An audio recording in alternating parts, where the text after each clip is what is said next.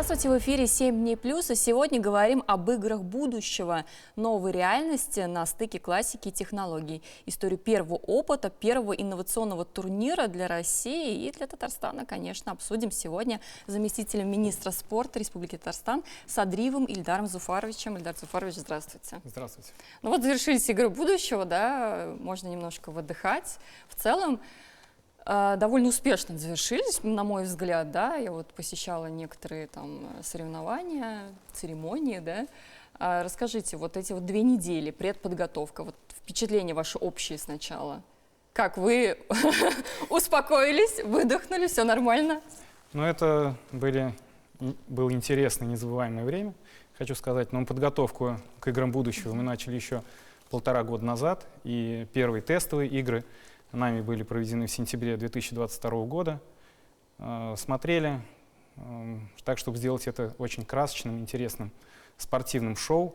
Ну и, конечно, прежде всего тестировали, как это будет выглядеть на ТВ, и что вызовет больший интерес, конечно же, у зрителей. Самую главную задачу, которую вы перед собой ставили, вот когда готовились, например, вот, да, к играм, какая у вас была основная цель? Вот? Основная задача любого спорта — это как можно, чтобы больше наших детей, молодежи и жителей нашей республики, нашей страны увлеклись физической культурой и спортом. И новый формат, такой как фиджитал спорт, ну, это сочетание, как мы уже не раз говорили, именно цифрового и физического спорта. Поэтому основная задача была заинтересовать как можно больше людей одним из новых направлений спорта. Ну вот для вас, как бы, в принципе, не, скажем так, уже опыт есть, да, каких-то организаций спортивных соревнований, но это все-таки такой новый формат, вы уже говорили, да, об этом. А здесь вот какая основная сложность, а какая основная опасность, скажем так, или риск для вас, который вы там думали, что, ну, вдруг не получится? Было что-то такое или нет? Вы сразу думали, ну, совсем справимся, все нормально? Ну, мы всегда уверены в том, что мы справимся, и все у нас получится. Но, конечно же, риски были. Прежде всего, это новые, как я еще раз сказал, вообще новые, придуманные только здесь, в России, виды спорта. И нужно было уметь, наверное, так вот грамотно сочетать цифровые и физические направления. Так, чтобы человек, который участвует в этих играх, он мог хорошо владеть и приставкой или компьютером, и также мог достойно показать себя на спортивной площадке. Ну вот интерес зрителей, вот вы все-таки, это первое, наверное, что, вот как вы говорили, вас тоже волновало, да, такой новый формат, непонятно было, как отреагирует зритель, заинтересуется вообще, не заинтересуется, и вот такой довольно высокий интерес был у зрителей, как онлайн, так и офлайн. Я вообще, кстати, была удивлена, что вдруг, ну, у нас какие-то игры онлайн, которые там происходят, виртуальные игры, так могут заинтересовать людей. Спорт-то понятно, в целом он это зрелищное, да, такое мероприятие. Вы удивились, какие там цифры в итоге? Нет, мы не удивились, мы практически к этим цифрам и готовились, ставили некий себе, так как говорят, KPI. Но мы понимали, что вызовет высокий интерес такие игры, как Dota 2, Counter-Strike, MLBB, битвы роботов. И действительно, вот на финал Dota 2 и на битвы роботов, когда были выпущены билеты в продажу, то они буквально были раскуплены за пару минут. И показала это наполняемость трибун в Казани, сама цифра, что по всем трансляциям 3,2 миллиарда просмотров, говорит о том, что удалось и был интерес не только в онлайне, но и в офлайне. А в онлайне сколько там, получается, примерно нас посетило зрителей? В онлайне вот 3 миллиарда 200 миллионов. На всех площадках. В офлайне я имел в виду. В офлайне. Да, ну, у нас практически все 100% продажи билетов была. То есть наши все площадки были полностью забиты зрителями. Ну вот вы сказали сейчас про вот как раз вот эти виртуальные игры, Дота, да, танки. Вот наибольший интерес ажиотаж среди зрителей? Вот именно эти, да, компетенции или какие вызвал у зрителей? Еще какие из дисциплин я бы добавил из вызова спорт. Это фиджитал хоккей, фиджитал баскетбол, фиджитал футбол, фиджитал скейтбординг и BMX. Это вот те дисциплины, но поскольку они понятны нашему массовому зрителю, понятны более-менее правила, и мы, когда уже проводили еще тестовые соревнования, мы видели, какой живой интерес вызывает данные дисциплины. Больше всего там зрителей, да, приходило?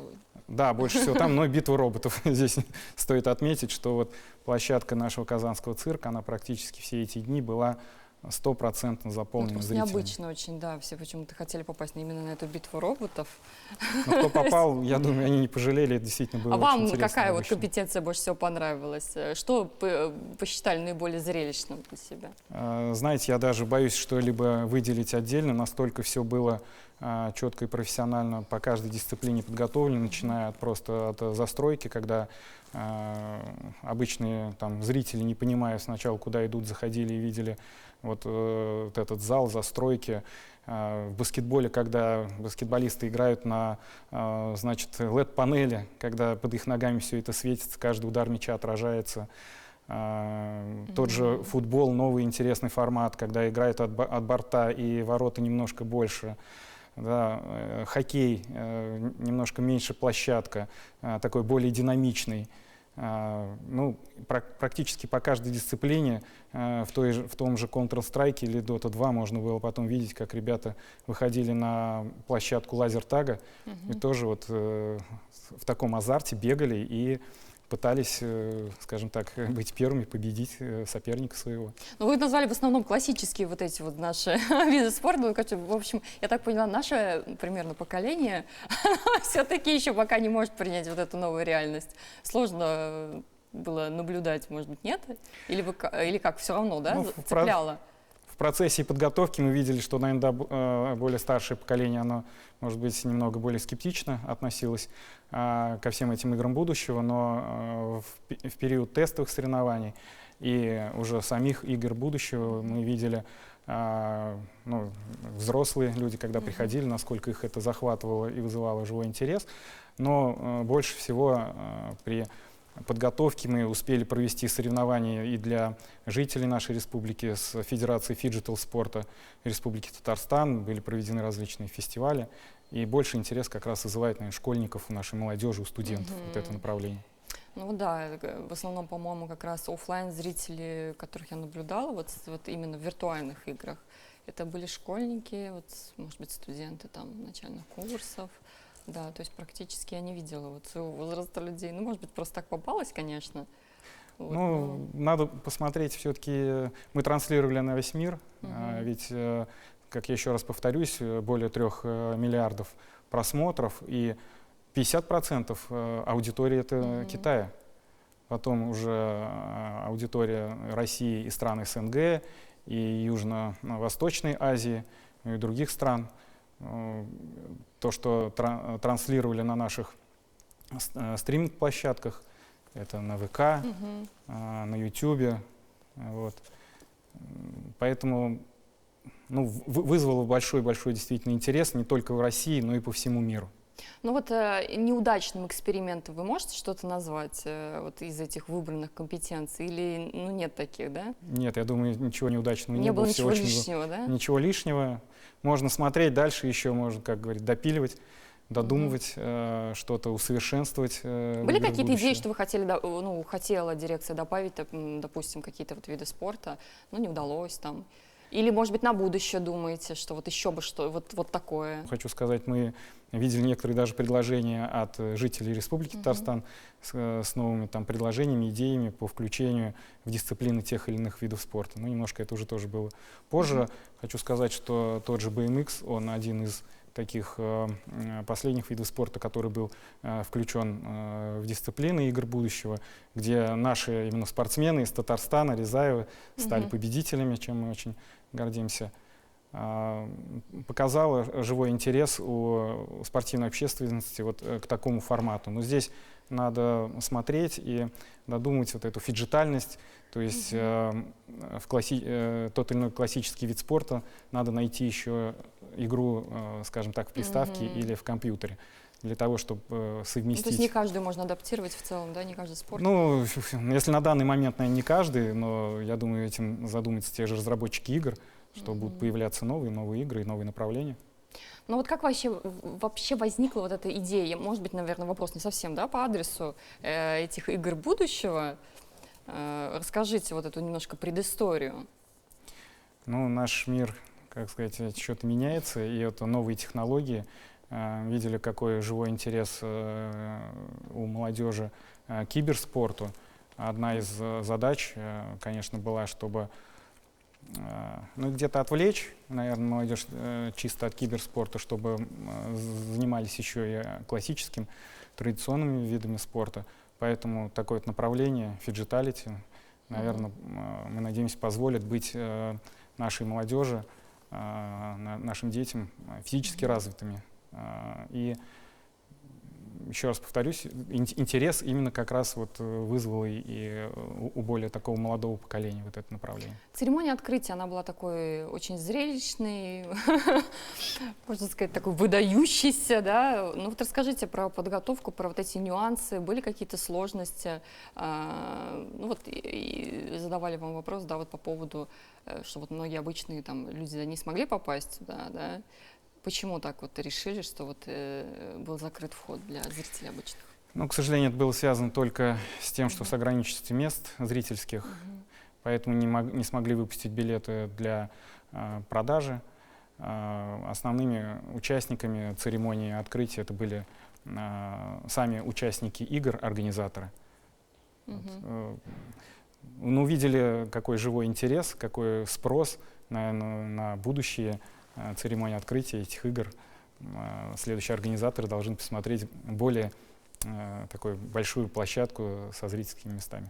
Ну вот спортивная программа, да, вот мы уже с вами это немножко затронули, да, она формировалась каким-то образом, исходя из каких-то критериев. Но я так понимаю, вот критерии, чтобы это было, можно было, да, перевести и в киберспорт, и показать в физическом плане, да, еще какие-то критерии были, как вот создавалась вот эта программа спортивная, вот эти компетенции? Критерии, вот, которые я уже назвал, это сочетание физической части и цифровой части, но и все-таки мы говорим, что это такое новое направление, ну, как спортивное шоу. Здесь смотрели, выбирали между теми же играми, которые более популярны сейчас среди ну, молодежи. Ну вот про иностранные, да, команды, вот тоже было определенное привлечение иностранных команд. Ну вообще игры будущего, я так поняла, да, что все-таки такая идеология игр дружбы определенная, да, и Россия в очередной раз показала, что у нас нет каких-то барьеров, политических барьеров, что мы всем рады. Как вообще происходила вот эта организация, скажем так, привлечения иностранных команд? Были ли те, кто, может быть, не согласился, не приехал? Открестился от России, скажем так. Нет, я таких не знаю команд, которые бы не согласились приехать. Наоборот, мы получили очень такой большой отклик. Всего в играх будущего приняло участие значит, спортсмены из 116 стран мира. Это, ну, внушительная большая цифра. А в процессе подготовки нами были проведены 10 фиджитал игр, в которых приняли участие спортсмены из 48 стран. То есть вот уже в процессе подготовки к играм будущего, в процессе тестовых соревнований мы уже приглашали спортсмен из зарубежья. И ну, тем самым они также на своих уже там стримах показывали и рассказывали, что это такое, и это вызвало вот интерес у других участников. Кто вам больше понравился вот, из иностранных команд? Ваше личное впечатление, может быть, сама игра, может быть, просто отношения, ребята, может быть, команды какие-то? Ну, знаете, тоже боюсь кого-либо выделить. Если это футбол, то, ну, конечно же, мы болели за наши команды. К сожалению, да, Локомотив не дотянулся там до кубка. Ребята с Уругваем показали такую тоже сплоченную команду, интересную. Бразильцев интересно было смотреть в футболе. В баскетболе, да, конечно, это команды с Америки. Наши очень достойные команды были. Здесь, ну, в хоккее мы болели, конечно же, за Акбарс.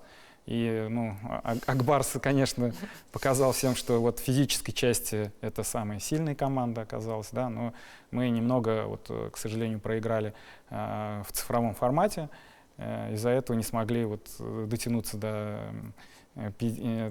первого места, и вот наша команда, наша дружина заняла только 3-е место. Но как вы думаете, вот из иностранных команд или из стран, да, вот кто был впечатлен больше всех?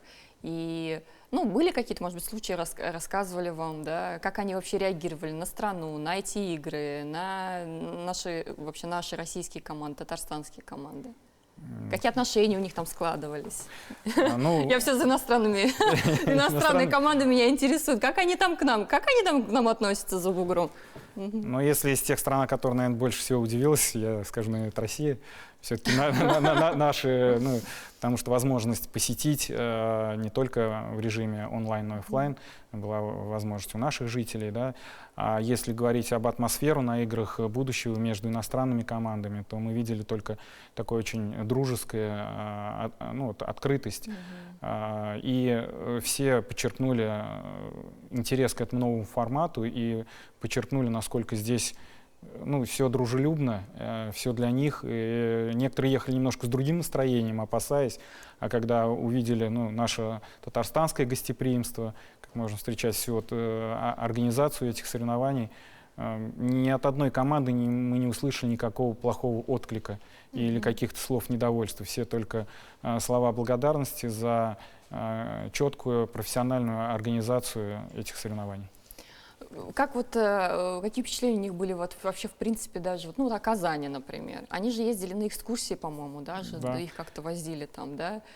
Понятно, что климат... Первое впечатление, хочу сказать, холодно. Многие говорят, холодно и много снега. Да, некоторые команды, особенно из южных стран, они приезжали даже немножко, наверное, может быть, не думая о том, что бывает настолько холодно, но вот то радушие, те улыбки, с которыми встречали и жители, организаторы, наше вот это вот радушие согрело их. И восхищались, конечно же, многие Казанью, архитектурой, Казанским Кремлем. То есть, ну, вот все, что не показали, все понравилось. Основное, что я слышала вот про людей в целом, да, вот я спрашивала иностранцев, они все были очень удивлены, помимо климата, тем, что русские, ну, россияне, скажем так, да, очень открытые люди.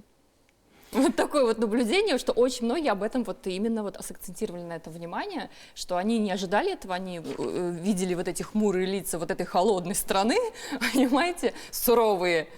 Вот. И оказалось, что, ну, при более близком контакте, что люди очень сильно, ну, очень открытые. Ну, это говорит о том, как преподносят нас, наверное, в зарубежных СМИ. Возможно. Да, вот эти стереотипы, и мы еще раз разрушаем эти стереотипы, показываем. Ну, мы говорим, да, о международных, много было наших коллег и из других регионов страны. И вот здесь они тоже, конечно, отмечали еще развитость нашей спортивной инфраструктуры.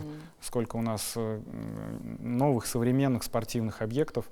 Многим показали тоже экскурсию по желанию, показали наш дворец водных видов спорта, дворец единоборства, стадион, музей, новый музей спорта, эффект спорта. То есть, ну, все были в восторге, не побоюсь этого слова, от увиденного. Ну, раз уж, да, вот мы затронули тему, так, скажем так, масштаба уровня, фиджитал-игры вот многие сравнивали как-то с Олимпиадой, да? Ну, вообще, корректно ли это сравнение, и как вы думаете, то есть можно ли сказать, что вот это на одном уровне, да, вот эти соревнования?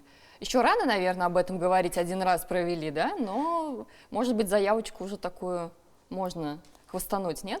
Ну, наверное, не совсем корректно, скажу, это совершенно разные виды спорта и никаким образом, ну, не сочетающиеся.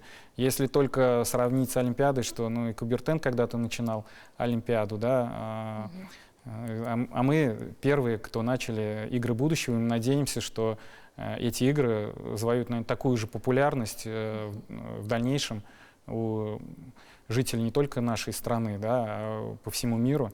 И эти игры будут также там, периодичностью проводиться и в других странах мира. Ну да, если мы так уже вошли в историю все равно, в любом случае. Мы вошли в историю. Расскажите, вот с учетом уже вот этого пройденного багажа, да, скажем так, и ошибок, может быть, где-то, да, вот в организации, достоинств, недостатков, что бы изменили, может быть, в следующий раз, если еще раз вдруг придется организовывать? Говорят, там какие технические были сложности. Понятно, что не без этого. Ну, нет предела совершенства. Наверное, здесь определенные выводы организаторами будут сделаны по итогам первых игр будущего. Это и в части, может быть, больше надо зрительских мест. Мы, поскольку видели, какой интерес вызвали просмотры вживую этих соревнований, может быть, стоит, как мы уже с вами обсуждали, добавить какие-то дополнительные дисциплины. Вот. А в тех дисциплинах, которые прошли, может быть, что-то стоит немножко тоже доделать, доусовершенствовать, так, чтобы вот, как можно больше, наверное, ребят могли принимать участие в этих соревнованиях. Но вот технические сложности какие были? Были они? Ну, технические сложности, они все как преодолимы, по большому счету. Здесь четко сработала команда всех служб в части энергетики, в части безопасности. То есть никаких таких эксцессов непоправимых не было. То есть игры прошли на очень таком высоком организационном уровне. У вас есть сейчас понимание, да, вот куда движется фиджитал спорт? Есть какой-то, как вот наш любимый вопрос, есть ли будущее у игр будущего, да? Какие-то перспективы, планы, что в дальнейшем? В этом направлении будут как-то еще развиваться? Ну вот у нас, я имею в виду, может быть, игры будущего будут другие игры, что-то с фиджитал спортом связанное? Ну, хочу сказать, во-первых, мы одни из первых зарегистрировали и аккредитовали Федерацию фиджитал спорта в Республике Татарстан. Эта дисциплина как признана видом спорта в России.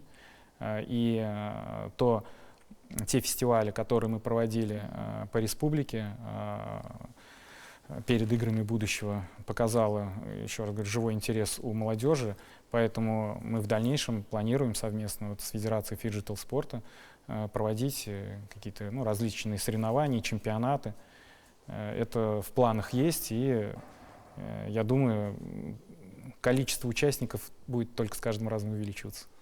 А в целом про игры будущего? То есть там что-то планируется, что еще раз где-то что-то? Мы все обсуждали это? Мы все слышали на самой церемонии открытия, как президент Казахстана сказал, что следующие игры пройдут у нас. Перетянул одеяло на себя такое, знаешь? Ну, мы посмотрим, время покажет. Здесь... Когда вы организовывали, допустим, вот это все, да, понятно, уже мы говорили, да, что у нас в целом у Татарстана есть опыт в этом. Ориентировались на опыт еще какой-то? На что ориентироваться вообще? Опыт других стран, может быть, вот что-то связано с киберсоревнованиями там и так далее? Здесь, конечно, смотрели, как организовываются и киберсоревнования, и классические соревнования. То есть это команда тех менеджеров, которые организовывали и проводили соревнования по чемпионату мира по футболу 2018 года, Олимпийские игры. Наша команда дирекции спортивно-социальных проектов, которые имеют уже огромный багаж знаний и опыта в организации, начиная с универсиады, чемпионата мира по водным видам спорта и многих-многих других чемпионатов, которые прошли у нас в Казани. То есть вот учитывался весь этот багаж знаний, опыт проведения как дисциплин в классическом виде, так и для нас еще пока, наверное, новый, да, вот это соревнование в цифровом мире. Но мы видели, как проходит в других странах эти чемпионаты, сколько вызывают, скажем так, просмотров не только онлайн, но и собирают реально на зрительских трибунах. Ну и в одной из игр того же Counter-Strike ребята из России побеждали вот эти популярные турниры. Некоторые из них живут в Казани и тренируют эти команды. Поэтому мы как бы смотрели, учитывали весь этот опыт и интерес у нашей современной молодежи, что их интересует, что им интересно. И если бы, наверное, не придумали эти игры будущего и направления фиджитал-спорта, сейчас мы не провели, то, думаю, лет там через 10, может быть, 15, кто-то другой обязательно бы провели что-то подобное. Ну вот России в целом интересно, вот это у нас осталось буквально меньше минуты, да, то есть это просто я вот общалась со многими там вот иностранными командами, для них это очень такая, скажем так, обыденная реальность, наши как бы российские жители еще не совсем привыкли, что бы вот вы им сказали, чтобы, скажем так, заинтересовать их, прийти, может быть, на следующие какие-то соревнования, которые будут организованы, тоже какие-то фиджитал? Последнее слово. Ну, последнее слово я бы хотел сказать, чтобы все занимались спортом. А для того, чтобы все занимались спортом, делается многое руководством республики и нашей страны. Появляются новые спортивные объекты, так называемые фиджитал-центры. Поэтому двери для них открыты всем желающим, чтобы наша молодежь туда заходила, занималась. Как Отлично. Цифровым, так и физическим спортом. Отлично, Спасибо. на этой приятной ноте, да, мы с вами закончим. Спасибо, что вы пришли сегодня к нам в гости. Спасибо телезрителям, что были с нами. И до новых встреч. Спасибо за приглашение.